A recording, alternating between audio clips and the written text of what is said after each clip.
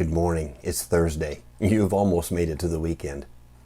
You know, with all this time being home and not being able to work, now might be the perfect opportunity to really enjoy the time that you can spend together as a family. It's a valuable gift. It reminds me of a story that, although I could never figure out who wrote it, it goes something like this. It had been some time since Jack had seen the old man. College, girls, career, life itself just somehow got in the way.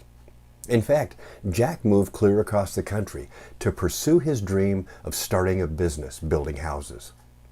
In the rush of his busy life, Jack had little time to think about the past and often had no time at all to spend with his wife and his son. He was working on building his future, and nothing was going to stop him. One day, as he talked with his mother on the phone, she mentioned to him, "You know, Mr. Belser died last night. His funeral is going to be Wednesday. You really should come home for it, Jack." Memories flooded through his mind as he quietly remembered his childhood days. "Jack, did you hear me?" his mother asked. "Oh, sorry, Mom. I was just remembering. It's been so long since I thought about him." "I'm sorry, but honestly, I figured he died years ago," Jack said. "Well," his mother answered, "he never forgot you. Every time I saw him, he'd ask how you were doing. He'd talk about all those days you used to spend over at his house and all those many times that you went fishing together." Jack was still thinking about his busy day ahead of him and the meetings that he had to get to. "You know, Jack," his mother said, "after your father died, Mr. Belser stepped in to make sure that you still had a man's influence in your life." Jack cleared the lump in his throat and said, "Yeah, he's the one who taught me carpentry. I wouldn't be in business if it wasn't for him.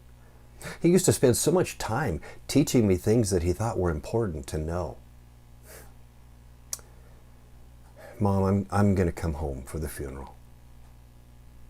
Well, as busy as he was, Jack kept his word, and he flew back home. Mr. Belser's funeral was small and uneventful. He had no children of his own, and most of his relatives had passed away. That night after the funeral, before he had to fly back home, Jack and his mom decided to stop by the old house and see just one more time where Mr. Belser used to live. Standing in the doorway, Jack paused for a moment. The house was exactly as he remembered it. Every step had memories. Every picture, every piece of furniture. But Jack suddenly stopped. "What's wrong?" his mom asked. "It's gone." "What's gone?" "Well, there was a box. He had a small gold box that he kept locked on the top of his desk. I must have asked him 1,000 times what was inside. And all he would ever tell me was, 'The one thing I treasure the most.'" And it was gone. Everything about that house was exactly the way Jack remembered it, except the box. He figured somebody must have taken it, maybe the family member or something. He says, "You know, now I'll never know what it was. It was so valuable to him." "Well, I better get going to the airport, Mom. I've got a flight to catch." About 2 weeks later, Jack came home from work and discovered a package in his mailbox. The handwriting was difficult to read, but the return address was unmistakable. Mr. Harold Bessler. Jack took the package out and began to open it up, and there inside was the gold box from the man's desk and an envelope. Jack opened up the envelope and began reading the note inside. "Upon my death, please forward this box to Jack Bennett. It's the one thing I treasured the most in my life." Tears filled his eyes as Jack opened the box, and there inside he found a beautiful gold pocket watch. Running his fingers over the beautiful case, he opened up the cover and inside found these words engraved: "Jack, thanks for your time." The thing he valued most was my time, Jack thought. He held the watch for a few minutes and took out his cell phone and called his office and cleared his appointments for the next 2 days. Why? His assistant asked.